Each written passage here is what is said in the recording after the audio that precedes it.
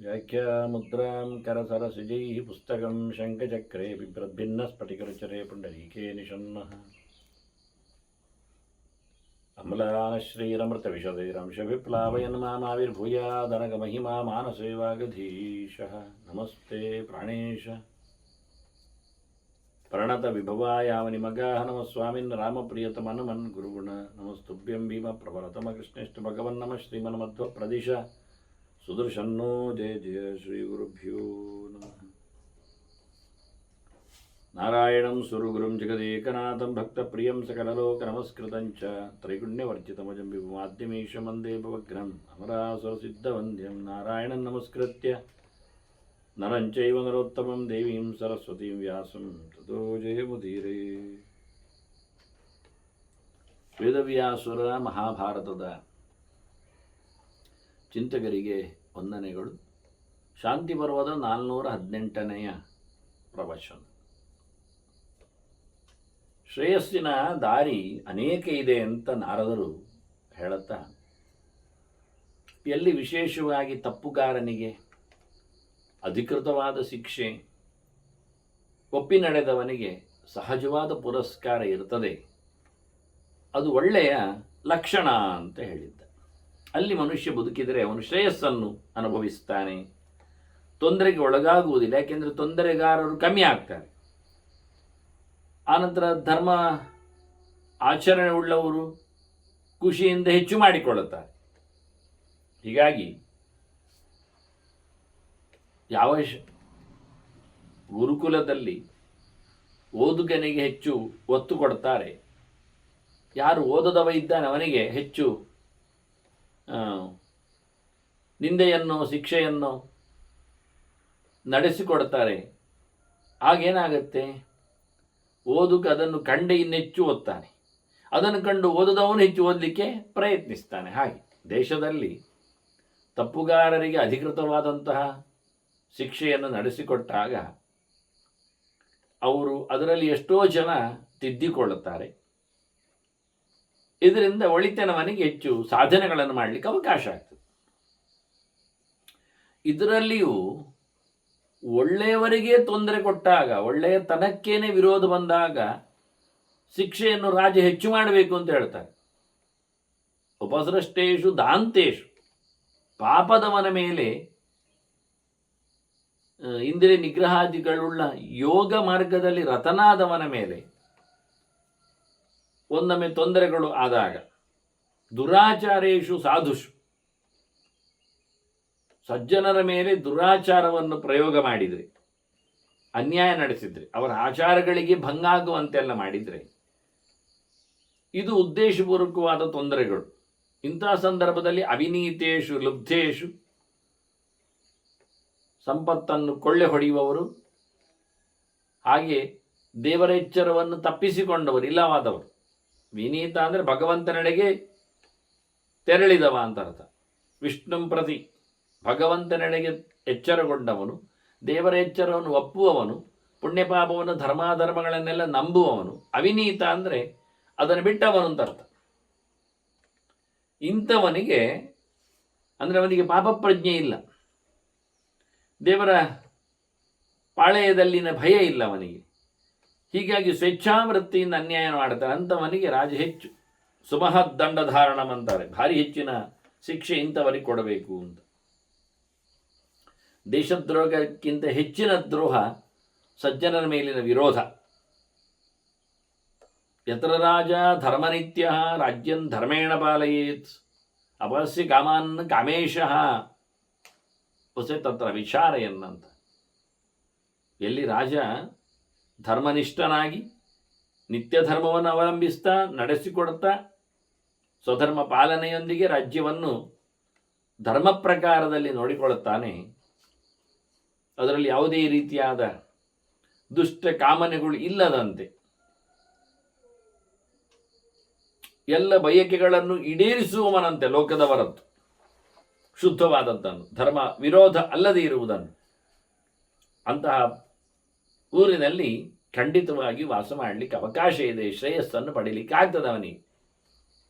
ನಿಜವಾಗಿ ರಾಜರ ಹಾಗೆ ಪ್ರಜೆಗಳು ಸಹ ಧರ್ಮನಿಷ್ಠರಾಗ್ತಾರೆ. ಅದಕ್ಕೋಸ್ಕರ ರಾಜ ಗಟ್ಟಿಗನಾಗಬೇಕು. ಯಥಾಶೀಲಾ ಹಿ ರಾಜಾನಃ ಸರ್ವಾನ್ ವಿಷಯವಾಸಿನಃ ಶ್ರೇಯಸ ಯೋಜೇತ್ಯಾಶು ಶ್ರೇಯಸಿ ಪ್ರತಿಪಸ್ಥಿತಿ. ಒಳ್ಳೆಯದಾಗುತ್ತಿರುವಾಗ ಇಡೀ ಲೋಕವನ್ನು ಒಳ್ಳೆಯದು ಮಾಡಲಿಕ್ಕೆ ರಾಜ ಪ್ರಯತ್ನಿಸ್ತಾನೆ. ಒಳ್ಳೆಯದು ಬರುವುದಾಗಿದ್ದರೆ, ಒಳ್ಳೆಯ ನೆಲೆಯಲ್ಲಿ ಜನರಿಗೆ ಒಳಿತಾಗುವಂತಾಗಿದ್ದರೆ ಅದನ್ನು ರಾಜ ಖಂಡಿತವಾಗಿಯೂ ಒಳ್ಳೆಯವನಾಗಿದ್ದರೆ ಮಾಡಿಯೇ ಮಾಡುತ್ತಾನೆ. ಹಾಗಾಗಿ ಅಂತಹ ನೆಲೆಯಲ್ಲಿ ನಮ್ಮದು ನೆಲೆ ಆಗಿದ್ದರೆ ಅದು ಖಂಡಿತವಾಗಿಯೂ ಶ್ರೇಯಸ್ಸಿಗೆ ಕಾರಣ ಆಗ್ತದೆ ಅಂತ. ಅಶುಚೀನ್ಯತ್ರ ಪಶ್ಯೇತ ಬ್ರಾಹ್ಮಣಾನ್ ವೃತ್ತಿಕರ್ಷಿತಾನ್ ತ್ಯಜೇತು ತತ್ರ. ವಾಸ್ತವವಾಗಿ ನಿಜವಾಗಿ ರಾಜ್ಯವನ್ನು ದೇಶವನ್ನು ಬೆಳಗಿಸುವುದು ಯಾರು ಕೇಳಿದರೆ ಜ್ಞಾನದ ಮಾರ್ಗದಲ್ಲಿ ರತರಾದವರು. ರೂಲಿಂಗ್ ಪಾರ್ಟಿಗೆ, ಕ್ಷತ್ರಿಯ ಧರ್ಮಕ್ಕೆ ಸಪೋರ್ಟಿವ್ ಆಗಿರುವಂಥದ್ದು, ಸಲಹೆ ಸೂಚನೆ ಕೊಡತಕ್ಕಂತಹ ಜ್ಞಾನಿ ವರ್ಗಗಳು. ಆನಂತರ ದೇಶದ ಪ್ರಾಫಿಟ್ ಎಲ್ಲ ನಡೆಯುವಂಥದ್ದು ವ್ಯಾಪಾರಿಗಳಿಂದ, ಮತ್ತು ಅದುವೇ ಶ್ರಮವಹಿಸಿ ದುಡಿಯುವ ಕರ್ಮಕಾರರಿಂದಲೂ ಸಹ ದೇಶ ಗಟ್ಟಿ ಆಗ್ತದೆ. ಎಲ್ಲರೂ ಸೋಮಾರಿಗಳಾದರೆ ಬೇಕಾದಷ್ಟು ಸಂಪತ್ತನ್ನು ಸುರಿಯುವ, ಇನ್ವೆಸ್ಟ್ ಮಾಡುವ, ವ್ಯಾಪಾರ ಅಭಿವೃದ್ಧಿಗೆ ದುಡ್ಡು ತರುವ ವೈಶ್ಯರಿದ್ದರೂ ಕೂತು ತಿನ್ನುವ ಅಥವಾ ದೋಚಿ ತಿನ್ನುವ ಪ್ರವೃತ್ತಿಯುಳ್ಳ ಜನರಿದ್ದರೆ, ದುಡಿದು ಸಹಜವಾಗಿಯೇ ದಕ್ಕಿಸಿಕೊಳ್ಳತಕ್ಕಂಥ ಜನರು ಇಲ್ಲದೆ ಹೋದರೆ ಆ ದೇಶದಲ್ಲಿ ವ್ಯಾಪಾರಿಗಳು ಬರುವುದಿಲ್ಲ. ರಾಜನ ಉಗ್ರ ಶಿಕ್ಷೆಯಲ್ಲಿ ಇಲ್ಲ ಅಂತ ಅರ್ಥ ಆಗತ್ತೆ. ಹಾಗಾಗಿ ಮುಖ್ಯವಾಗಿ ಒಬ್ಬ ಒಳ್ಳೆಯ ತಿಳಿದವರು ಅವರು ವೃತ್ತಿಗಾಗಿ ಅಲೆದಾಡ್ತಿದ್ರೆ, ತೊಂದರೆ ಪಡ್ತಾ ಇದ್ರೆ, ಊಟಕ್ಕಿಲ್ಲದೆ ಕಷ್ಟಪಡ್ತಾ ಇದ್ರೆ ಅದು ರಾಷ್ಟ್ರದಲ್ಲಿ, ಆ ದೇಶದಲ್ಲಿ ನಾವಿರಲಿಕ್ಕೆ ಕೂಡದು ಅಂತ. ತ್ಯಜೇತದ್ ರಾಷ್ಟ್ರಂ ಆಸನ್ನಂ, ಅದು ಖಂಡಿತವಾಗಿಯೂ ಹಾಳಾಗ್ತದೆ ಅಂತ ಅರ್ಥ. ಇವರು ವೃತ್ತಿ ಕಳ್ಕೊಂಡವರು, ವೃತ್ತಿ ಇಲ್ಲದವರು, ಬ್ರಹ್ಮವರ್ಗದವರು, ತಿಳ್ಕೊಂಡವರು, ಪಂಡಿತರು, ಜ್ಞಾನಿಗಳು ಅಲ್ಲಿ ಬೆಲೆ ಇರಲಿಕ್ಕೆ ಹೋಗಿ ತಪ್ಪನ್ನು ಮಾಡುತ್ತಾರೆ, ಅನ್ಯಾಯ ಮಾರ್ಗಗಳಲ್ಲಿ ರತರಾಗ್ತಾರೆ. ಹೀಗಾಗಿ ದೇಶ ಮತ್ತಷ್ಟು ಕೆಡುತ್ತದೆ. ಅದರಲ್ಲಿ ಇರಕೂಡದು ಅಂತಾನೆ. ಹೇಗೆ ಕೇಳಿದರೆ, ತಿನ್ನೋ ಪದಾರ್ಥವನ್ನು ಬೇರೆ ಯಾರಿಂದಲೋ ದೂಷಿತ ಆಗಿದ್ದರೆ, ಹೋಮಕ್ಕೆ ಕೊಡಬೇಕಾದ ಸೊತ್ತನ್ನು ಇನ್ಯಾವುದೋ ಪ್ರಾಣಿಗಳು ಬಾಯಿ ಹಾಕಿದರೆ, ಹಾಗಾಗಿ ಶುದ್ಧವಾದ ಸಂಗತಿಯನ್ನು ಕೆಡಿಸಿದಂತೆ ಆಗಿಬಿಡುತ್ತೆ. ಅಂತಹ ಕಡೆಯಲ್ಲಿ ನಾವು ಇದ್ದರೆ ಕೆಟ್ಟೋಗ್ತೇವೆ. ಯಾಕೆಂದರೆ ತಪ್ಪು ದಾರಿಯಲ್ಲಿ ಅಲ್ಲಿನ ಜನರು ತಮ್ಮನ್ನು ಒಗ್ಗಿಸಿಕೊಂಡಿರ್ತಾರೆ. ಹೀಗಾಗಿ ಉಳಿದವರು ಅದಕ್ಕೆ ಅನಿವಾರ್ಯವಾಗಿ ಬಗ್ಗಬೇಕಾಗ್ತದೆ. ಹಾಗಾಗಿ ಅವರು ತಮ್ಮ ಧರ್ಮದಿಂದಾಗಿ ವಂಚಿತರಾಗಿ ಕೆಟ್ಟವರು, ದುಷ್ಟರು, ಮೈಲಿಗೆಯವರು, ನಿಯತ್ತಿಲ್ಲದವರು, ನಿಯಮ ಬಾಹಿರರು ಎನ್ನುವ ಹೆಸರಿಗೆ ಒಳಪಡುವ ಮೂಲಕ ಉಳಿದವರನ್ನು ಅಲ್ಲಿಗೆ ಎಳೆದು ತರ್ತಾರೆ. ಹಾಗಾಗಿ ಅಂತಹ ದೇಶದಲ್ಲಿ ಇರಬಾರದು ಅಂತ. ಹೀಗೆ ಬಹಳಷ್ಟು ಬಗೆಯಿಂದ ಶ್ರೇಯಸ್ಸನ್ನು ಸಂಪಾದನೆ ಮಾಡಲಿಕ್ಕೆ ಆಗ್ತದೆ. ಮುಖ್ಯವಾಗಿ ಆಗಲೇಬೇಕಾದ ತಪಸೈವೇಹ ಬಹುಲಂ ಶ್ರೇಯ ವ್ಯಕ್ತಂ ಭವಿಷ್ಯತ್. ತಪಸ್ಸಿನಿಂದ ಭಾರಿ ಒಳ್ಳೆಯದಾಗ್ತದೆ. ಹಾಗಾಗಿ ಮುಖ್ಯ ಮಾಡಬೇಕಾದ್ದು ಬಹುಬಗೆಯ ತಪಸ್ಸು, ಶಾರೀರಿಕವಾಗಿ, ಮಾನಸಿಕವಾಗಿ,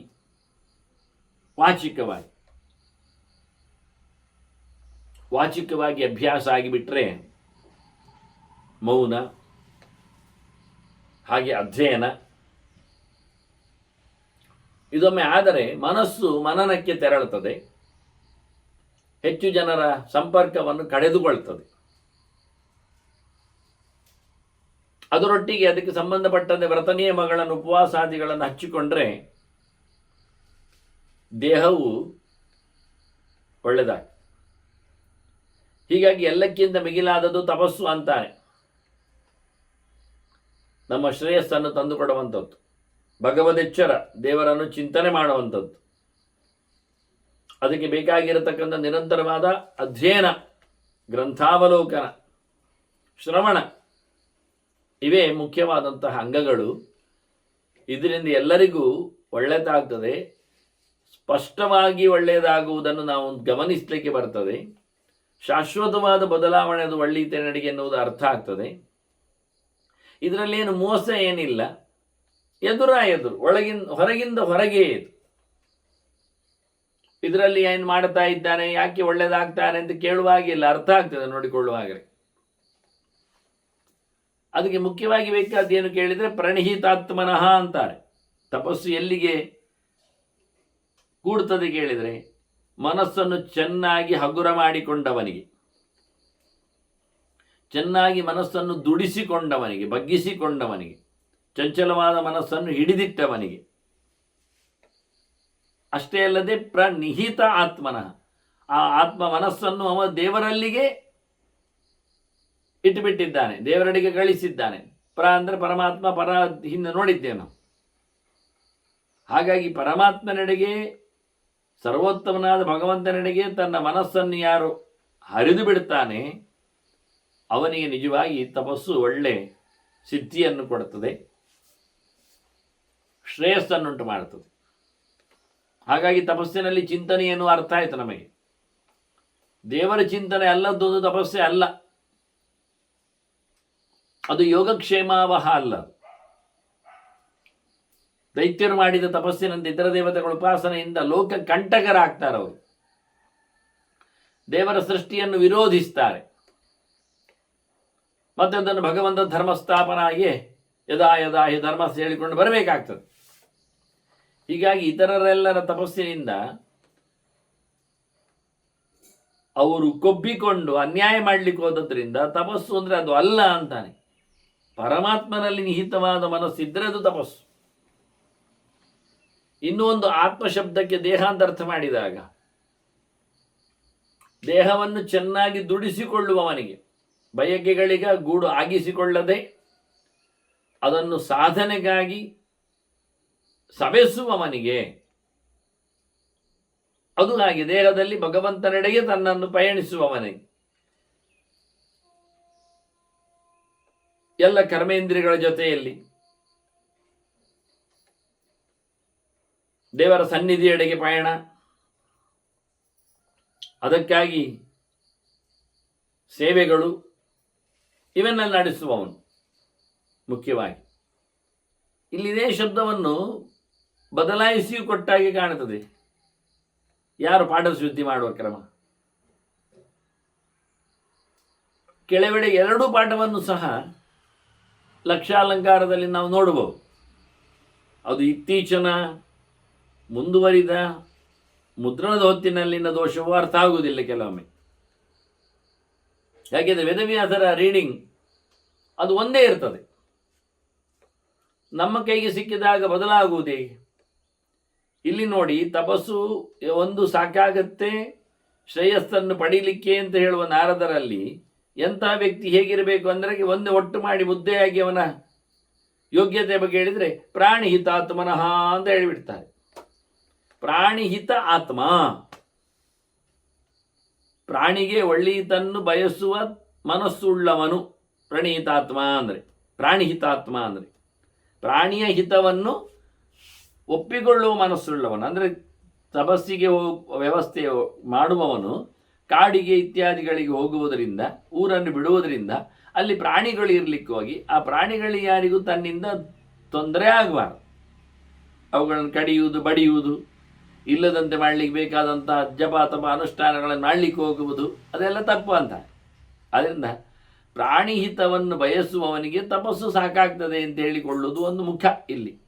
ಹಾಗಾಗಿ ಕಾಡಿಗೆ ಹೋಗುವುದನ್ನು, ಅಲ್ಲಿ ಅಷ್ಟೇ ಅಲ್ಲ, ಎಲ್ಲ ಪ್ರಾಣಿಗಳಿದ್ದಾರೆ, ಇರುವೆಗಳಾಗಲಿ, ಇನ್ಸೆಕ್ಟ್ಸ್ಗಳಾಗಲಿ, ಸೊಳ್ಳೆ ಹಾತೆಗಳಾಗಲಿ, ಕ್ರೂರ ಪ್ರಾಣಿಗಳಾಗಲಿ, ಪಕ್ಷಿಗಳಾಗಲಿ, ಹೀಗೆ ಪ್ರಾಣಿಹಿತವನ್ನು, ಪ್ರಾಣಿ ಅಂದರೆ ಕಾಡು ಪ್ರಾಣಿಗಳೇ, ಕಾಡಿನಲ್ಲಿ ಇರುವ ಪ್ರಾಣಿಗಳೇ, ಕ್ರಿಮಿಕೀಟಗಳೆಲ್ಲ. ಮನುಷ್ಯನು ಪ್ರಾಣಿಯಲ್ಲೇ ಸೇರ್ತಾನಲ್ಲ, ಪ್ರಾಣ ಉದ್ದವರು ಅಂತ. ಹಾಗಾಗಿ ಎಲ್ಲರ ಮೇಲೂ ಸಹ ಒಂದು ದೃಷ್ಟಿಯಿಂದ ತನ್ನ ಪ್ರತ್ಯೇಕವನ್ನು ಉಳಿಸಿಕೊಳ್ಳುವ ಅಂತ ಅರ್ಥ ಆಗ್ತದೆ. ಎಲ್ಲರಿಗೂ ಅಭಯದ ದಾನದೊಂದಿಗೆ ದಯೆಯೊಂದಿಗೆ ಇವ ಬದುಕುವುದು, ತೆರಳುವುದು ಅಂತ. ಹೀಗಿದು ಪ್ರಾಣಿಹಿತಾತ್ಮವೂ ಆಗ್ತದೆ, ದೇಹದವು ಆತ್ಮ ಶಬ್ದಕ್ಕೆ ಅರ್ಥ ಆಗ್ತದೆ. ದೈಹಿಕವಾಗಿಯೂ ಯಾವ ಪ್ರಾಣಿಗಳಿಗೆ ಉಪಟಳ ಮಾಡುವುದಿಲ್ಲ. ಪ್ರಾಣಿಗಳಿಗೆ, ಮರಮಟ್ಟುಗಳಿಗೆ, ಮನುಷ್ಯರಿಗೆ ನಾವು ಪ್ರತ್ಯೇಕವಾಗಿ ಗುರುತಿಸಿದೆ, ಎಲ್ಲವೂ ಪ್ರಾಣ ಇದ್ದವುಗಳೇ. ಹೀಗೆ ಇದನ್ನು ಪ್ರಾಣಿಹಿತಾತ್ಮನಃ ಅಂತ ಹೇಳುವುದಾ, ಪ್ರಣಹಿತಾತ್ಮ ಅಂತ ಹೇಳುವುದಾ? ಪ್ರಣಹಿತಾತ್ಮನಃ ಅಂತ. ಪ್ರನಿಹಿತ, ಪರಮಾತ್ಮನಲ್ಲಿ ಚೆನ್ನಾಗಿ ನೆಲೆಗೊಂಡ ಮನಸ್ಸುಳ್ಳವನಂತ ಅರ್ಥ ಮಾಡುವುದಾ? ಪ್ರಾಣಿಗಳ ಮೇಲೆ ಹಿತವಾದ ಮನಸ್ಸುಳ್ಳವನಂತ ಅರ್ಥ ಮಾಡುವುದಾ? ಸಾಧನೆ ಮುಖದಲ್ಲಿ ದೊಡ್ಡ ಸಂಗತಿ ಆಗುವುದು ಪ್ರಣಹಿತಾತ್ಮನ ಅಂದಾಗ. ಪ್ರಾಣಿಹಿತದಲ್ಲಿ ಸರ್ವ ಪ್ರಾಣಿಗಳಲ್ಲಿ ಭಗವಂತ ಇದ್ದಾನೆ ಎನ್ನುವ ದೃಷ್ಟಿಯಿಂದ ಹಿತವನ್ನು ಬಯಸುವುದು. ಹೀಗೆ ಯಾವುದೋ ಒಂದು ಅಕ್ಷರಗಳ ಪಾತದಿಂದ ಹೆಚ್ಚು ಕಡಿಮೆಯಿಂದ ಅರ್ಥಗಳೇ ಬೇರೆ ಆಗಲಿಕ್ಕೆ ಇರಲಾಗಿ ಇವನ್ನೆಲ್ಲ ಗಮನಿಸುವುದು ಬಹಳ ಕಷ್ಟ ಆಗ್ತದೆ. ಹೀಗಾಗಿ ತಪಸ್ಸಿನಿಂದ ಮುಖ್ಯವಾದ ಸಾಧನೆ ಅಂತ ನಾರದರು ಬಹಳಷ್ಟೇ ಹೇಳುವುದೇನು ಹೇಳಿ, ನಾವು ಮಾಡಬೇಕಾದ್ದು ನಮ್ಮ ನಿಗ್ರಹದ ಜೊತೆಯಲ್ಲಿ ತಪಸ್ಸು, ದೇವರ ಸಾಧನೆ ಅಂತ ಶ್ರೇಯಸ್ಸಿನ ದಾರಿಯನ್ನು ಹೇಳಿಕೊಟ್ರು. ಧರ್ಮರಾಜ ಕೇಳುತ್ತಾನೆ, ಅಲ್ಲ, ನಾವು ತಪಸ್ಸಿನ ಬಗ್ಗೆ ಹೇಳುವಾಗ ಊರು ಬಿಟ್ಟು ಹೋಗುವ ಚಿಂತನೆ ಬರಲಿಕ್ಕೆ ಹೋಗಿ ಎಲ್ಲರೊಟ್ಟಿದ್ದಾಗ ನಾವು ಎಲ್ಲರ ದೋಷವನ್ನೆಲ್ಲ ಹೊತ್ಕೊಳ್ಬೇಕಾಗ್ತದಲ್ಲ. ಹಾಗಾದ್ರೆ ಸಂಘ ಪಾಪಾತ್ ವಿಮುಚ್ಯತೆ ಕಥಂ, ನಾವು ಇನ್ನೊಬ್ಬರ ಸಹವಾಸದಿಂದ ಪಡೆತಕ್ಕಂಥ ತಪ್ಪಿನಿಂದ ಬಿಡುಗಡೆ ಪಡುವುದು ಹೇಗೆ? ಕಥನ್ನು ಮುಕ್ತ ಪೃಥ್ವೀನ್ ಚರೇತ್, ಎಲ್ಲವನ್ನು ತೊರೆದು ಸಂಬಂಧ ಇಡದೆ ಯೋಗಿಯಂತೆ ಮುಕ್ತನಂತೆ, ಮುಕ್ತಪ್ರಾಯ ಬಿಟ್ಟು ಹೋಗುವುದು, ಎಲ್ಲವನ್ನು ತೊರೆದವನಂತೆ ಇರುವುದು ಹೇಗೆ? ಮುಕ್ತನಾಗಿ ಪೃಥ್ವಿಯನ್ನು, ನೆಲವನ್ನು ಸಂಚಾರ ಮಾಡುವುದು ಹೇಗೆ? ಯಾರ ಹಂಗೂ ಇಲ್ಲದೆ, ಯಾರ ಸಂಘವೂ ಇಲ್ಲದೆ, ಯಾವುದರ ಅಟ್ಯಾಚ್ಮೆಂಟ್ ಇಲ್ಲದೆ, ಯಾವುದರ ಸಂಬಂಧಕ್ಕೂ ವಾಲಿಕೊಳ್ಳದೆ, ಪ್ರೀತಿ ವಿಶ್ವಾಸಗಳಿಗೆ, ದ್ವೇಷ ಅಸೂಯೆಗಳಿಗೆ ಅಂಟಿಕೊಳ್ಳದಂತೆ ಹೋಗುವುದು ಹೇಗೆ, ಇರುವುದು ಹೇಗೆ ಅನ್ನುವುದನ್ನು ಧರ್ಮರಾಜ ಕೇಳ್ತಾನೆ ಭೀಷ್ಮರಲ್ಲಿ. ಭೀಷ್ಮರು ಸಗರನ ಪ್ರಶ್ನೆಯನ್ನು ಉದ್ಧಾರ ಮಾಡ್ತಾರೆ ಈ ಚಿಂತನೆಯಲ್ಲಿ. ಉತ್ತರ ಹೇಳಿದವ ಅರಿಷ್ಟನೇಮಿ ಅಂತ. ಅರಿಷ್ಟನೇಮಿ ಅಂದರೆ ಗರುಡ. ಮುಂದಿನ ಮಂತ್ರದಲ್ಲೇ ಅವನ ಮಾತಿನಲ್ಲೇ ಅದನ್ನು ಭೀಷ್ಮರು ತರ್ತಾರೆ. ಹಾಗಾಗಿ ಗರುಡನಿಗೂ ಮತ್ತು ಸಗರನಿಗೂ ನಡೆದಿರುವ ಸಂವಾದದಲ್ಲಿ ನಿನ್ನ ಪ್ರಶ್ನೆಗೆ ಉತ್ತರ ಇದೆ ಅಂತ ಭೀಷ್ಮರು ಅದನ್ನು ಚಿಂತನೆಯನ್ನು ತರ್ತಾರೆ. ಆತ ಕೇಳ್ತಾನೆ ಸಗರ, ಕಿಂ ಶ್ರೇಯ ಪರಮಂ ಬ್ರಹ್ಮನ್ ಕೃತ್ವ ಇಹ ಶುಕಮಾಶ್ನುತೆ, ಏನು ಮಾಡಿದರೆ ಇಲ್ಲಿ ಮನುಷ್ಯನಿಗೆ ನಿಜವಾಗಿ ಸುಖ ಸಿಗ್ತದೆ ದೊಡ್ಡ ಮಟ್ಟಿನದ್ದು ಅಂತ ಕೇಳ್ತಾನೆ. ಏನು ಮಾಡಿದರೆ ಇಲ್ಲಿ ಈ ಲೋಕದಲ್ಲಿ, ಈ ಭೂಮಿಯಲ್ಲಿ, ಈ ದೇಹದಲ್ಲಿ ನಾವು ಏನನ್ನು ನಡೆಸಿಕೊಟ್ಟಾಗ ನಮಗೆ ಉತ್ತಮವಾದಂಥ ಗತಿ ಆಗ್ತದೆ, ಶ್ರೇಯಸ್ಸಾಗ್ತದೆ, ಅತ್ಯಂತಿಕವಾದ ಸುಖದ ರಾಶಿ ಮೋಕ್ಷ ಅದು ಸಿಗ್ತದೆ ಅಂತ ಪ್ರಶ್ನೆ ಕೇಳಿದ ವಾಸ್ತವವಾಗಿ ಅವನು. ಯಾಕೆ ಅಂದರೆ ಇಲ್ಲಿ ನಾವು ಎಲ್ಲ ಕಡೆಯೂ ಸಿಕ್ಕಿ ಬೀಳುತ್ತೇವೆ, ಹಾಗಾಗಿ ಅಳುತ್ತೇವೆ, ತೊಂದರೆ ಅನುಭವಿಸ್ತೇವೆ, ಏರುಪೇರುಗಳಾಗ್ತದೆ. ಅದರಿಂದ ಕಥನ್ನ ಶೋಚೇದ್ನ ಕ್ಷುಭ್ಯೇತ್, ಅಳುಬಾರದಂತೆ, ದುಃಖಿಸದಂತೆ, ಕ್ಷೋಭೆಗೊಳಗಾಗದಂತೆ ಮನುಷ್ಯ ಏನು ಮಾಡಿದರೆ ಶ್ರೇಯಸ್ಸನ್ನು ಪಡಿತಾನೆ ಅಂತ ಕೇಳುತ್ತಾನೆ. ಹೀಗೆ ಪ್ರಶ್ನೆ ಮಾಡಿದಾಗ ಹೀಗೆ ಉತ್ತರ ಕೊಟ್ಟ ಅಂತ ಭೀಷ್ಮರೇ ಹೇಳ್ತಾರೆ. ಏವ ಮುಕ್ತಃ ತದಾ ತಾರ್ಕ್ಷ್ಯ ಸರ್ವಶಾಸ್ತ್ರವಿದಾಂಬರಃ ಅಂತ. ಹೀಗೆ ಪ್ರಶ್ನೆ ಮಾಡಿದಾಗ ಗರುಡ ಉತ್ತರ ಕೊಟ್ಟ ಅಂತಾರೆ. ತಾರ್ಕ್ಷ್ಯ, ಇನ್ನು ಅರಿಷ್ಟನೇಮಿ ಅಂತ ಬಂತು, ಈಗ ತಾರ್ಕ್ಷ್ಯ ಅಂತಾರೆ. ಸ್ವಸ್ತಿನಸ್ತಾರ್ಕ್ಷ್ಯೋ ಅರಿಷ್ಟನೇಮಿ ಅಂತ ಹೇಳಿಕೊಂಡು, ಸ್ವಸ್ತಿನೇಂದ್ರ ವೃದ್ಧಶ್ರವಾ, ಸ್ವಸ್ತಿನ ಪೂಷಾ ವಿಶ್ವೇದಾ, ಸ್ವಸ್ತಿನ ತಾರ್ಕ್ಷ್ಯ ಅರಿಷ್ಟನೇಮಿ, ಸ್ವಸ್ತಿನೋ ಬೃಹಸ್ಪತಿರ್ದಧಾತು ಅಂತ ಹೇಳಿ,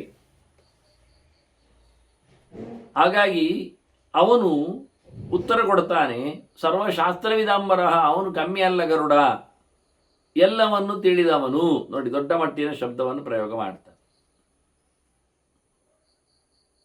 ವಿಬುದ್ಧ್ಯ ಸಂಪದಂ ಚ ಅಗ್ರ್ಯಂ, ಅವನು ಎಚ್ಚರವನ್ನು ಮಾಡಿಕೊಂಡು ವಿಷ್ಣುವನ್ನು ಧ್ಯಾನ ಮಾಡಿಕೊಂಡು ಭಗವಂತನನ್ನು ಚಿಂತನೆ ಮಾಡುತ್ತಾ, ಬಹಳ ದೊಡ್ಡ ಮಟ್ಟಿನ ಚಿಂತನೆ ಅಂದರೆ ದೇವರ ಚಿಂತನೆ, ದೊಡ್ಡ ಸಂಪತ್ತದು. ಆ ನಂತರ ಉತ್ತರ ಕೊಡ್ತಾನೆ, ತದ್ವಾಕ್ಯ ಮಿದಮ ಬ್ರವೀತ್, ಅವನಿಗೆ ಹೇಳುವಾಗ. ಹಾಗಾಗಿ ನಾನು ಕೇಳಿದ್ದು ಗರುಡನ ಶಾಸ್ತ್ರಜ್ಞತೆ ಮತ್ತು ಅವನಲ್ಲಿರತಕ್ಕಂಥ ಭಗವಂತನ ನೆಚ್ಚುತನ, ಇದನ್ನು ಗಮನಿಸಲಿಕ್ಕೋಸ್ಕರ ಭೀಷ್ಮರು ಉಲ್ಲೇಖ ಮಾಡಿತ್ತು. ಅವನ ವಿರುದ್ಧ ಸಂಪದಂ ಚಾಗ್ರ್ಯಂ ಸರ್ವಶಾಸ್ತ್ರ ವಿದಾಂಬರ ತಾರ್ಕ್ಷ್ಯ ಅಂತ ಹೇಳಿ ಅವನು ಹೇಳ್ತಾನೆ, ಲೋಕದಲ್ಲಿ ನಾವು ಸುಖ ಅಂತ ಯಾವುದನೀಗ ಮುಕ್ತ ಸಂಗನಾಗಿ ಶೋಕ ಇಲ್ಲದಂತೆ ಬದುಕಬೇಕು ಅಂದರೆ ಏನದು ಶೋಕ? ದುಃಖ ಯಾವುದು? ದುಃಖ ಸುಖಂ ಮೋಕ್ಷ ಸುಖಂ ಲೋಕೆ ನಚ ಮೂಢ ಅವಗಚ್ಚತಿ. ನಿಜವಾದ ಸುಖ ಅಂದರೆ ಮೋಕ್ಷ.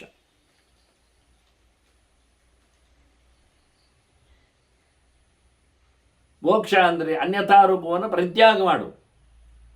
ಮುಕ್ತಿರಹಿತ್ವ ಅನ್ಯಥಾರೂಪಂ ಸ್ವರೂಪೇಣ ವ್ಯವಸ್ಥಿತಿ ಅಂತ. ಇವತ್ತು ಬಾಹ್ಯವಾದ ದೇಹದಿಂದಾಗಿ ನಮಗೆ ಸುಖ ದುಃಖಗಳ ಅನುಭವ ಆಗುವಂಥದ್ದು ಅಂದರೆ ಶೀತೋಷ್ಣ ಸುಖ ದುಃಖದ ಹೇಳಿದಾಗೆ ಮಾತ್ರ ಸ್ಪರ್ಶಾಸ್ತು.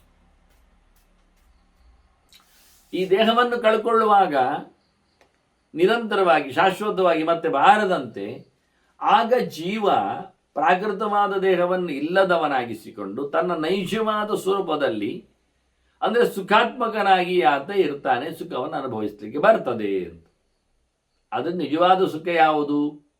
ಅದು ಮೋಕ್ಷ ಸುಖ. ಊಟದ ಸುಖ ಅಂದರೆ ಕರಗಿ ಹೋದ ನಂತರ ಬದುಕು ನೋವಾಗ್ತದೆ, ಸಂಕಟ ಆಗ್ತದೆ. ದುಡ್ಡಿನ ಸುಖ ಅಂದರೆ ಖಾಲಿಯಾದಾಗ ಅಳು ಬರ್ತದೆ. ಹೀಗೆ ಬಹಳ ಚಂದವಾಗಿ ಬಹಳ ಸಣ್ಣ ಮಟ್ಟಿನಲ್ಲಿ ಅವರು ಚಿಂತನೆಯನ್ನು ಕೊಡ್ತಾ ಇದ್ದಾರೆ. ಮನುಷ್ಯ ಸುಖ ಎನ್ನತಕ್ಕದ್ದನ್ನು ಬಿಡುಗಡೆಯ ಆತ್ಯಂತಿಕವಾದ ನಿವೃತ್ತಿಯ ಮೋಕ್ಷದ ಸುಖವನ್ನು ಬಯಸ್ತಾ ಇಲ್ಲ, ತಿಳ್ಕೊಳ್ತಾ ಇಲ್ಲ, ಅದನ್ನು ನಂಬ್ತಾ ಇಲ್ಲ, ಅದನ್ನು ಹೇಳ್ತಾ ಇಲ್ಲ. ದಡ್ಡವ, ಹಾಗೆ ಒಪ್ಪದವ. ಅವನು ಇಲ್ಲಿಯ ಮನೆ ಮಂದಿಯಲ್ಲಿಯೇ ಸುಖವನ್ನು ಕಾಣುತ್ತಾ ಇರ್ತಾನೆ, ತಪ್ಪಿದಾಗ ಆಳ್ತಾ ಇರ್ತಾನೆ.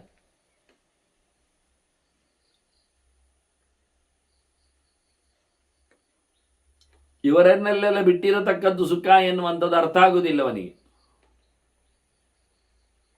ಪ್ರಸಕ್ತ ಪುತ್ರ ಪಶುಷು ಧನಧಾನ್ಯ ಸಮಾಕುಲ, ದುಡ್ಡು, ಅದರ ಜೊತೆಯಲ್ಲಿ ದವಸ ಧಾನ್ಯಗಳು, ತಿನ್ನಲಿಕ್ಕೆ ಬೇಕಾದ್ದು ಭೋಗಭಾಗ್ಯಗಳು, ಹಾಗೆಯೇ ಮಕ್ಕಳು, ಸಂತಾನ, ಜೊತೆಯಲ್ಲಿ ಹೆಂಡತಿ, ಮನೆ ಮಂದಿ, ಆಳುಕಾಳುಗಳು, ಅಷ್ಟೇ ಅಲ್ಲದೆ ಹಟ್ಟಿಯಲ್ಲಿ ಮತ್ತೆ ದನ, ಹೀಗೆ ಇವನ್ನೆಲ್ಲ ಇಟ್ಟುಕೊಂಡಾಗ ಇದರಲ್ಲೇ ತನ್ನನ್ನು ತಾನು ದುಡಿಸಿಕೊಳ್ಳುವವ, ಪರಿಪೂರ್ಣವಾಗಿ ಇಲ್ಲಿಯೇ ಇರುವವನು, ಅವನಿಗೆ ನಿಜವಾಗಿ ಯೋಗ್ಯವಾದಂತಹ ಚಿಂತನೆ ಬರುವುದಿಲ್ಲ. ಸಕ್ತಬುದ್ಧಿ ಅಶಾಂತಾತ್ಮ ಸನಶಕ್ಯ ಚಿಕಿತ್ಸಿತು, ಅಂಥವನಿಗೆ ನಾವು ಪಾಠ ಮಾಡಲಿಕ್ಕೆ ಆಗುವುದಿಲ್ಲ. ಮನೆ ಮಂದಿಗಳನ್ನೇ ಸರ್ವಸ್ವ ಮಾಡಿಕೊಂಡವ, ಊಟೋಪಚಾರಗಳೇ ಅವನದು ಬದುಕು ಅಂದಾಗ ಅವನು ಯಾವ ಪ್ರಕಾರದಲ್ಲಿಯೂ ಅಂಟಿಕೊಂಡ ಬುದ್ಧಿಯನ್ನು ಬಿಡುವುದಿಲ್ಲವ, ಇತ್ತ ವಾಲುವುದಿಲ್ಲವ ಅಂತ. ಅವನು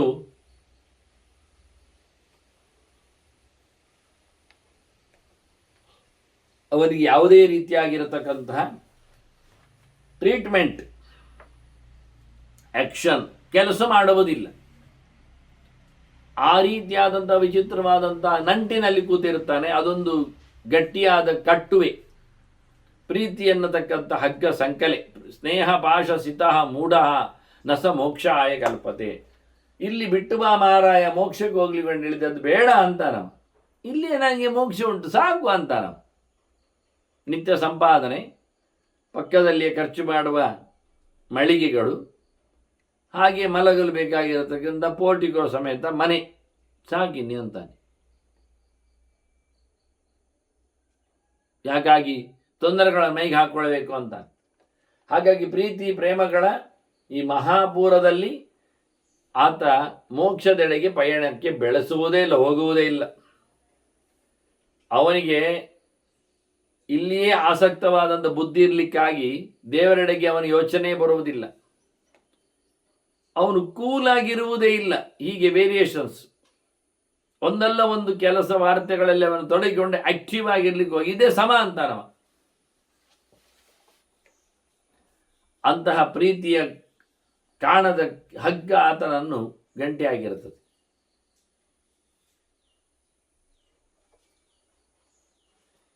ಅದರಿಂದ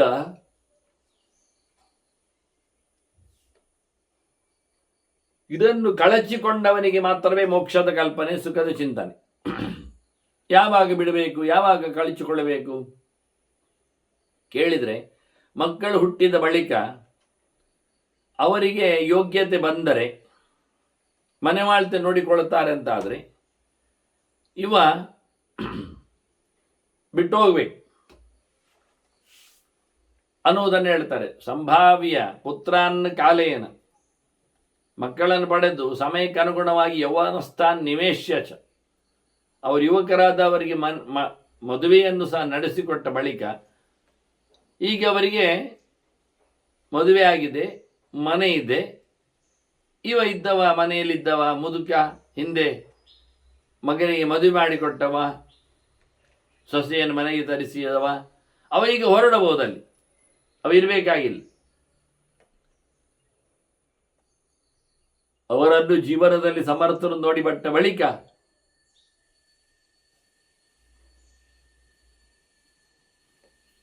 ಮತ್ತು ಅವರ ಬದುಕಿನಲ್ಲಿ ಇವನ ಕೈವಾಡ ಇಲ್ಲ. ಸಮರ್ಥಾನ ಜೀವನೇ ಜ್ಞಾತ್ವ ಮುಕ್ತಶ್ಚರ ಯಥಾ ಸುಖಂ ಹೇಳ್ತಾನೆ ಅರಿಷ್ಟನೇಮಿ. ಎಲ್ಲ ಬಿಟ್ಟು ಹೋಗು ಮಾರಾಯ ಅಂತ. ಮಕ್ಕಳು ಇಲ್ಲಲ್ಲ ಅಂದರೆ ಇಲ್ಲದಿದ್ರು ಪರವಾಗಿಲ್ಲ ಮಾರಾಯ ಅಂತಾನೆ. ಈಗ ಹೇಳಿದ್ದೇನು, ಮಕ್ಕಳಿಗೆ ಬೆಳೆದ ನಂತರ ಮದುವೆ ಆದ ಬಳಿಕ ಹೋಗುವುದು ಅಂತ. ಇವು ಹೇಳ್ತಾನೆ ಮಕ್ಕಳೇ ಇಲ್ಲ, ಹೋಗುದು ಯಾವಾಗ ಅಂತಾನೆ. ಮಕ್ಕಳಿಲ್ಲಾದ್ರೂ ಇನ್ನು ಆಗುದಿಲ್ಲ ಅಂದ್ರೆ ಹೋಗಿಬಿಡು, ಆಗ್ತದೆ ಆದ್ರೆ ಆಗಿ ಹೋಗು, ನಮಗೇನು.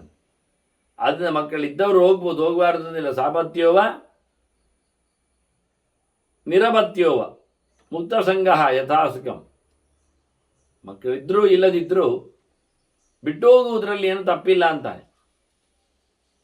ಎಲ್ಲವನ್ನು ಬಿಟ್ಟು ಹೋಗ್ಲಿಕ್ಕೆ ಬರ್ತದೆ ಅಂತ.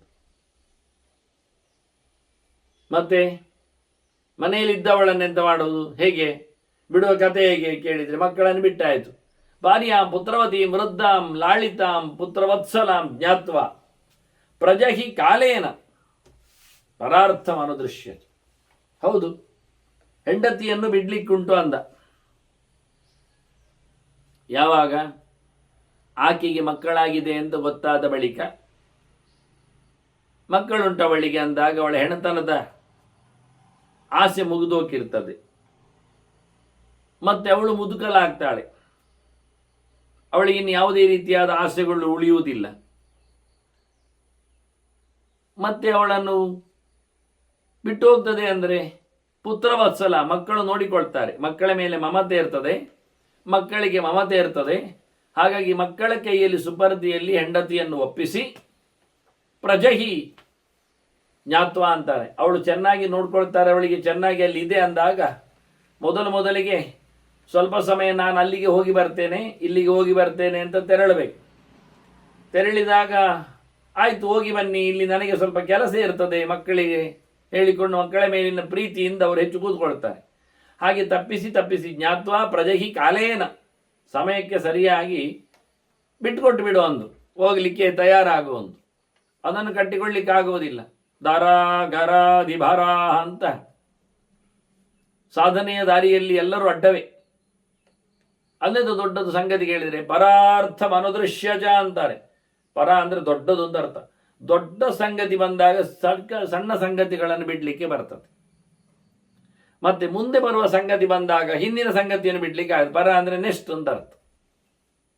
ಈಗ ಮಗುವಿಗೆ ನಾವು ಕೈಯಲ್ಲಿ ತಿನ್ನಲಿಕ್ಕೆ ಒಂದೇನೋ ಆ್ಯಪಲ್ ಕೊಟ್ಟಿದ್ರೆ ಅದು ತಿನ್ನಲಿಕ್ಕೆ ಪ್ರಯತ್ನಿಸ್ತದೆ, ಇಟ್ಕೊಳ್ತದೆ, ಬೇಕು ಅಂತ ಹೇಳುತ್ತದೆ.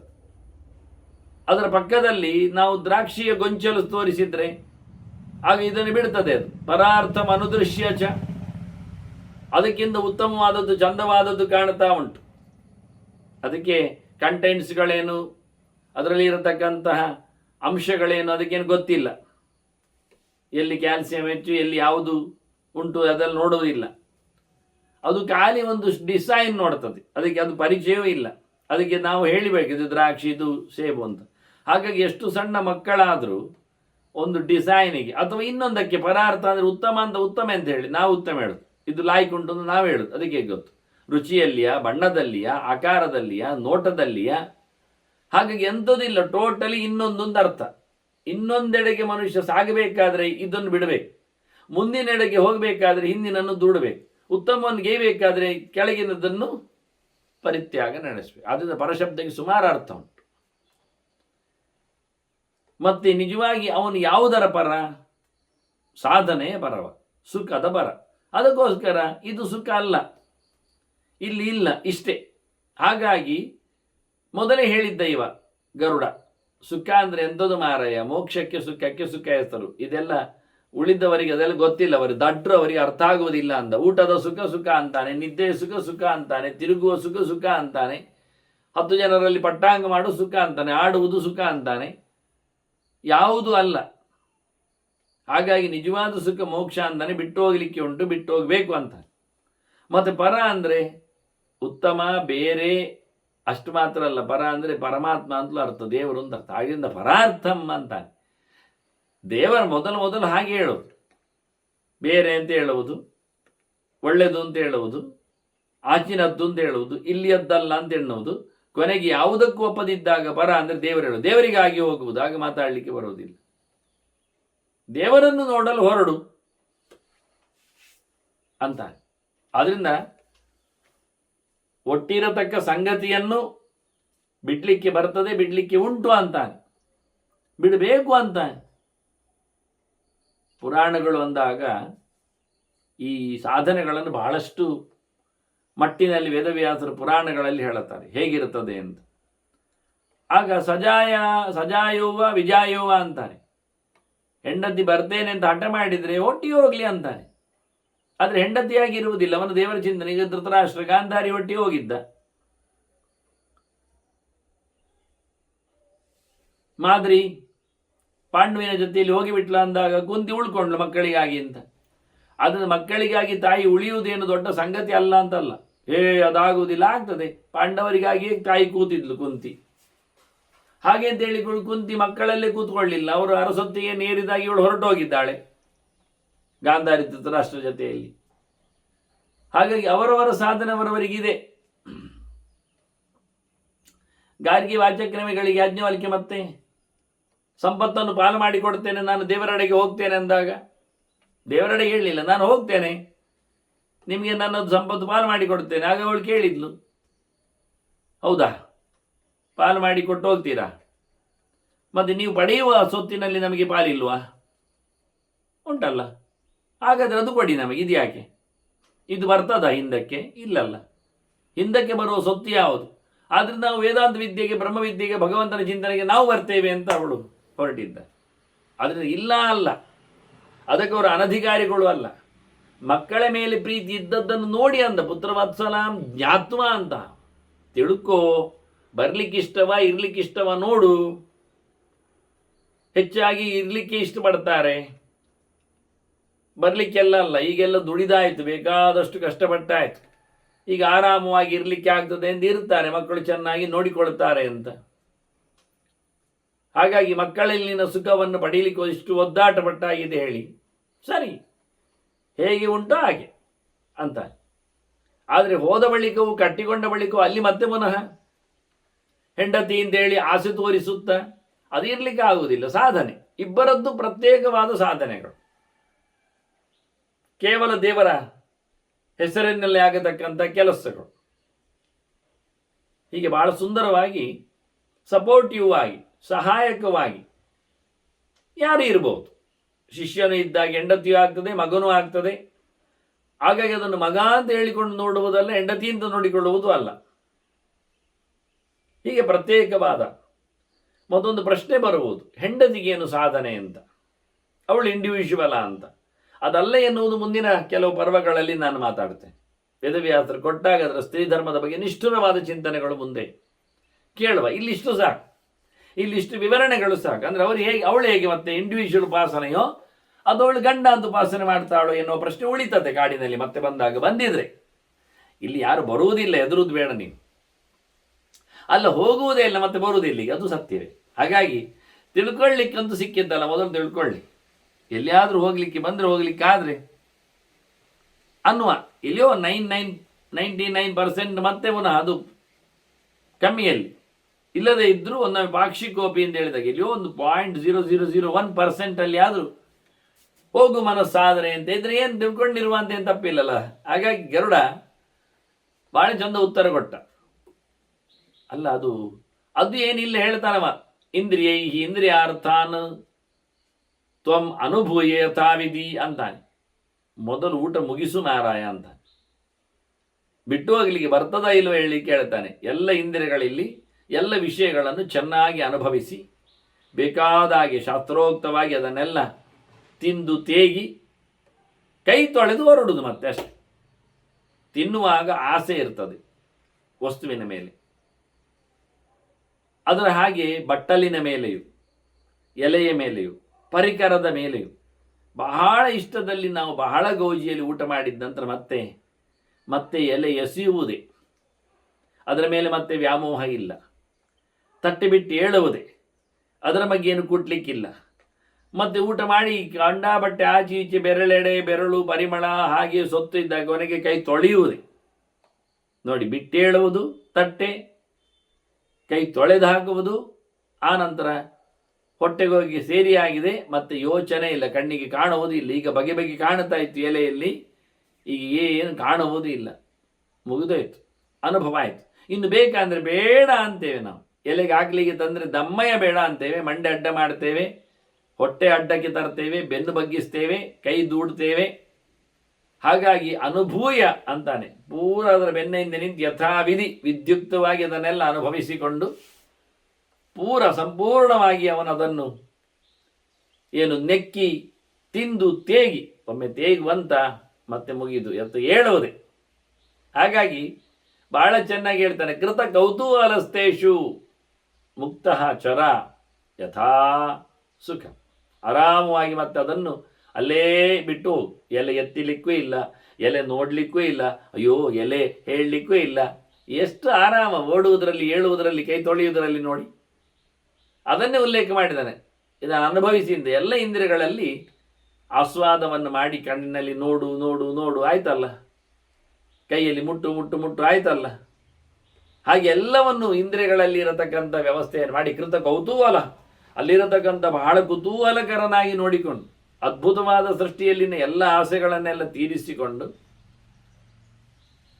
ಅದನ್ನು ಅನುಭವಿಸಿಕೊಂಡು ಆನಂತರ ಹಾಗೆಯೇ ಪೂರ್ಣವಾಗಿ ಬಿಟ್ಟು, ಎಷ್ಟು ಖುಷಿಯಲ್ಲಿ ಅದನ್ನು ಅನುಭವಿಸಿದೆಯಾ ಅಷ್ಟೇ ಖುಷಿಯಲ್ಲಿ ಅದನ್ನು ಬಿಟ್ಟು ಹೋಗುವಂತ.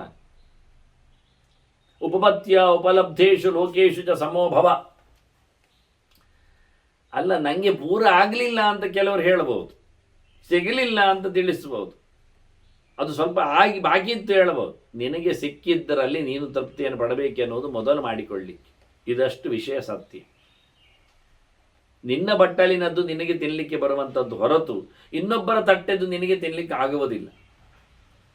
ನನಗೆ ಅದು ಬೀಳಲಿಲ್ಲ ಅಂತ ನೀನು ಹೇಳಿದರೆ ಅದು ಇದು ಒಂದೇ ಪಾತ್ರೆಯಲ್ಲಿ ಹಾಕಿದ್ದಲ್ಲ ಮಾರಾಯ, ನಿನಗೆ ತಿನ್ನಲಿಕ್ಕೆ ಆಗುವುದಿಲ್ಲ. ಯಾಕೆಂದ್ರೆ ಈಯನ್ನು ನೀನು ತಿಂತಾ ಇರುವುದರಿಂದ ಅಲ್ವಾ. ಅದಾಗಿದ್ರೇನು ಇದಾಗಿದ್ರೇನು, ಪಾತ್ರೆಯಲ್ಲಿದ್ದ 2 ಸೌಟು ನೀನು ಮೊದಲು ಕೂತಿದ್ದಿ, ನಿನಗೆ ಮೇಲಿನದ್ದು ಮೊದಲು ಬಿತ್ತು, ಅವನು ಮತ್ತೆ ಕೂತಿದ್ದಾನೆ, ಅವನಿಗೆ ನಂತರದ್ದು ಬಿದ್ದಿದೆ.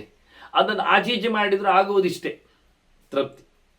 ಯಾರೊಬ್ಬ ಹಳ್ಳಿ ಹೈದ ಹೇಳಿದ ಅಷ್ಟೇ, ಗದ್ದೆಯಲ್ಲಿ ಕೆಲಸ ಮಾಡಲಿಕ್ಕೆ ಹೋದವ ಮಧ್ಯಾಹ್ನದ ಹೊತ್ತಿಗೆ ಅವನಿಗೆ ಬುತ್ತಿ ಬಂದಾಗ ಬುತ್ತಿ ತೆಗೆದು ಅಲ್ಲಿನ ಚಟ್ನಿಯನ್ನು ಆಧರಿಸಿಕೊಂಡು ಚಪಾತಿಯನ್ನು ಮೆದ್ದ. ತಂದಿರತಕ್ಕ ತಂಬಿಗೆ ನೀರು ಕುಡದ. ಒಂದು 6-7 ಚಪಾತಿ ತಿಂದಾಗ ಅವನಿಗೆ ತುಂಬ ಖುಷಿ ಆಯಿತು. ರೊಟ್ಟಿಯೋ ಚಪಾತಿಯೋ ಬಕ್ರಿನೋ ಏನು ಮಾಡಿ ತಂದಿದ್ದಾರೆ ಅದನ್ನು ತಿಂದ. ಕೊನೆದ್ದು ತಿಂದು ಮುಗಿಸಿದಾಗ ಅವನಿಗೆ ಭಾರಿ ಖುಷಿಯಾಗಿ ಹೇಳುತ್ತಾನೆ, ಅಲ್ಲ ನನಗೆ ಇದನ್ನೇ ಮೊದಲಿಡುವುದಿತ್ತಲ್ಲ ನೀನು, ನನಗೆ ನೋಡಿ ಇದು ತಿಂದಾಗ ತೃಪ್ತಿ ಆಯ್ತಲ್ಲ, ಹೊಟ್ಟೆ ತುಂಬಿತ್ತಲ್ಲ, ತೇಗು ಬಂತಲ್ಲ ಅಂತ. ಎಷ್ಟು ದಡ್ಡ ನೋಡಿ ಅವ. ನೀನು ಯಾವುದನ್ನು ಮೊದಲಿಟ್ಟರು ಕೊನೆದು ತಿಂದ ಬಳಿಕವೇ ಅವನಿಗೆ ತಿನ್ನುವುದು ಸಾಕಾಗುವುದು. ಅಂದರೆ ಅದು ಪೋರ್ಷನ್ ಇಷ್ಟು ಅಂತ. ಹಾಗಾಗಿ ಅತ್ಯಂತ ಕಡಿಮೆ ಮಟ್ಟದ ಬುದ್ಧಿವಂತಿಕೆಯನ್ನು ಉಪಯೋಗಿಸಿಕೊಂಡು ಮಾತಾಡಬಾರ್ದು ನಾವು. ಅಲ್ಲಿದ್ದು ಸಿಗಲಿಲ್ಲ, ಅವನದ್ದು ಸಿಗಲಿಲ್ಲ, ಹಾಗೆ ಸಿಗಲಿಲ್ಲ, ಅದು ಅಲ್ಲ, ಇದು ಅಲ್ಲ, ಯಾವುದೂ ಅಲ್ಲ, ಎಲ್ಲವೂ ಇಷ್ಟೇಯ. ಇಡೀ ಲೋಕದ ಎಲ್ಲ ಹೇಳಿದ್ದಲ್ಲ, ಯತ್ ಪೃಥಿವ್ಯಾಂ ರಿಹಿಯವಂ ಹಿರಣ್ಯಂ ಪಶವಃ ಸ್ತ್ರೀಯ ಅಂತ. ಊರಿನ ಎಲ್ಲ ಹುಡುಗಿಯರು ನಿನಗೇ ಸಿಕ್ಕಿದ್ರು ಸಹ ಸಾಕು ಕಾಣುವುದಿಲ್ಲ, ಸಾಕು ಅಂತ ಕಾಣದೇ ಇದ್ದವನಿಗೆ, ಬೇಕು ಅಂತ ಬೆನ್ನ ಹಿಂದೆ ಹಿಡಿದವನಿಗೆ. ಆದರೆ ಇದೊಂದು ಮಾತ್ರ ಬಹಳ ಸ್ಟ್ರಿಕ್ಟ್ಲಿ ಹೇಳಿಬಿಟ್ಟ, ಕೊಪ್ಪರಿಗೆ ಪೂರ ಅನ್ನವ ತಿನ್ನಲಿಕ್ಕೆ ಆಗುವುದಿಲ್ಲ, ಅವರು ಹಾಕಿದ್ದು ಅವರು ತಿನ್ನಲಿ, ನೀನು ಹಾಕಿದ್ದು ನಿನಗೆ ತಿನ್ನಲಿ, ನಿನ್ನ ಯೋಗ್ಯತೆ ನಿನ್ನ ಕರ್ಮಕ್ಕನುಗುಣವಾಗಿ ಸಿಕ್ಕಿತ್ತು ಈ ಜನ್ಮದಲ್ಲಿ, ಇದುವೇ ಹೀಗೆ.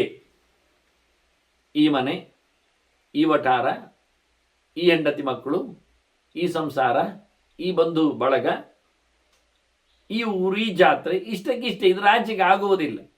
ಆದ್ದರಿಂದ ನಿನ್ನ ಯೋಗ್ಯತೆಗೆ ಸಿಕ್ಕಿದ್ದರಲ್ಲಿ ನೀನು ಪೂರ್ವವನ್ನು ಅನುಭವಿಸಿಕೊಂಡು ಹೇಳುವುದು ನಮ್ಮ ಕ್ರಮ.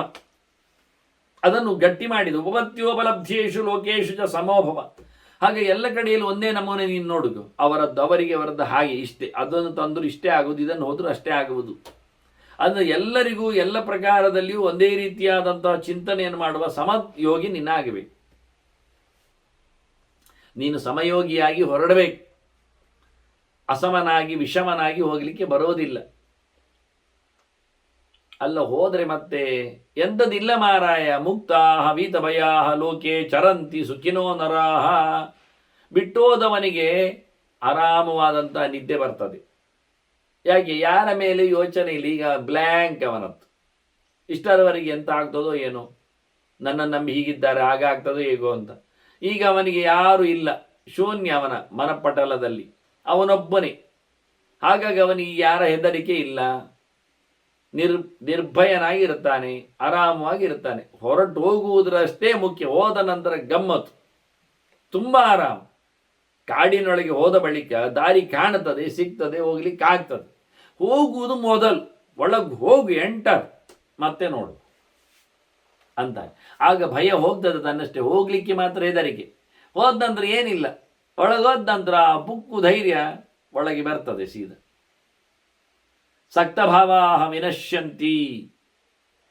ಹೋದಾಗ ನಮಗೆ ಏನೊಂದು ನಂಟುಕೊಂಡಿತ್ತು, ಅಂಟಿಕೊಂಡಿತ್ತು, ಕಚ್ಚಿಕೊಂಡಿತ್ತು, ಆಸಕ್ತವಾಗಿತ್ತು, ಅವೆಲ್ಲ ಮಾಯ ಆಗಿಬಿಡ್ತದೆ. ಇಷ್ಟೇ ಹೀಗೆ ಅಂತ. ಅದರ ಆಚೆ ಏನೂ ಇಲ್ಲ, ಮತ್ತು ಯಾವುದೂ ಅಲ್ಲ, ಮತ್ತು ಹೇಗೂ ಅಲ್ಲ. ಒಂದು ಕ್ಷಣ ಕಾಲ ಅಷ್ಟೇ. ಯೋಚನೆಗಳು ಅಂಟಿಸಿಕೊಂಡದ್ದೆಲ್ಲ ಬರುವಂಥದ್ದು, ಮತ್ತೆ ಬರುವುದಿಲ್ಲ. ಆಹಾರ ಸಂಚಯೇ ಸಕ್ತ ಯಥಾ ಕೀಟ ಪಿಪೀಲಿಕಾ. ಅಂಟಿಕೊಂಡದ್ದರ ಕತೆ ನಿಮ್ಗೆ ಅರ್ಥ ಆಗುವುದಿಲ್ಲ ಹೇಳಿದರೆ, ಗೊತ್ತುಂಟು ಮಾರಾಯ ಅಂತಾನೆ. ಪ್ರಾಣಿಗಳೆಲ್ಲ ಅಂಟಿಕೊಳ್ತಾವಲ್ಲ, ಇರುವೆಗಳೆಲ್ಲ ಒಟ್ಟು ಮಾಡಿಕೊಳ್ತಾವಲ್ಲ ಸೊತ್ತುಗಳನ್ನೆಲ್ಲ, ಕ್ರಿಮಿಕೀಟಗಳಲ್ಲೆಲ್ಲ ಒಟ್ಟು ಮಾಡಿದ್ದನ್ನು ತಿನ್ನುವುದು ಯಾವಾಗ? ತಿಂದ ಬಳಿಕ ತೆರಳಿ ಬಿಡುವುದಿಲ್ಲ ಅವರು. ಅಷ್ಟೇ, ಅದೇ ರೀತಿ ನೀನು ಸಹ. ಹಾಗಾಗಿ ಅಸಕ್ತರಿಗೆ ಸುಖ ಇದೆ, ಸಕ್ತರಿಗೆ ಕೆಲವೊಮ್ಮೆ ಗಮ್ಮತ್ತಾಗತ್ತೆ. ಈ ಇರುವೆಗಳು ಅಂಟು ಪದಾರ್ಥಗಳನ್ನು, ಜೇನುತುಪ್ಪವೋ ತುಪ್ಪವೋ ಎಣ್ಣೆಯೋ ಎಳ್ಳೆಣ್ಣೆಯೋ ತಿನ್ನಲಿಕ್ಕೆ ಬರಲಿಕ್ಕೆ ಹೋಗಿ ಅವುಗಳ ಒಳಗೆ ಬಿದ್ದುಕೊಂಡು, ಅಂದರೆ ಅವುಗಳ ಕಾಲಿಗೆ ಅಂಟಿಕೊಳ್ತವೆ, ಹೊರಗೋಗ್ಲಿಕ್ಕೆ ಆಗುವುದಿಲ್ಲ. ತಿಂದದ್ದೇನೋ ಸತ್ಯ, ಹೊಟ್ಟೆ ತುಂಬಿದ್ದೇನೋ ಹೌದು, ಆದರೆ ಬದುಕಿಲ್ಲ ಮತ್ತೆ. ಅದೇ ಕೊನೆ. ಇಂಥದ್ದು ಕೆಲವೆಲ್ಲ ಪುಷ್ಪವಟ್ಟಲುಗಳಲ್ಲಿ ದುಂಬಿಗಳು ಬಂದು ಕೂತು ಎಳಲಿಕ್ಕಾಗದೆ ಅಂಟುಕೊಂಡು ಅಲ್ಲೇ ಸತ್ತದ್ದು ಉಂಟು. ಹಾದೆಗಳು ಎಣ್ಣೆಗೆ ಹಾರಿ ದೀಪದ ಮೇಲಿನ ಭ್ರಮೆಯಲ್ಲಿ, ರೂಪದ ಮೇಲಿನ ಆಸೆಯಲ್ಲಿ ನಿಂತು ಅಲ್ಲೇ ನೆಲ ಕಚ್ಚಿದ್ದೀವಿ. ಆದ್ದರಿಂದ ಹೇಳ್ತಾರೆ ನೋಡು, ಆಸಕ್ತಿ ಎನ್ನುವುದು ಬಹಳ ಡೇಂಜರ್. ಆಸಕ್ತಿ ಎನ್ನುವುದು ಭಾರಿ ಚಂದ. ಮುಟ್ಟದಿರು, ಮೂಸದಿರು, ಆದಷ್ಟು ಅದನ್ನು ಹೆಮ್ಮೆಯಿಂದ ನೋಡದಿರು, ಬೇಕೆಂದು ಬಯಸದಿರು. ಹಾಗೆ ಬಿಟ್ಟು ಹೋಗಲಿಕ್ಕೆ ಗಮ್ಮತ್ತಾಗ್ತದೆ ಅಂತ.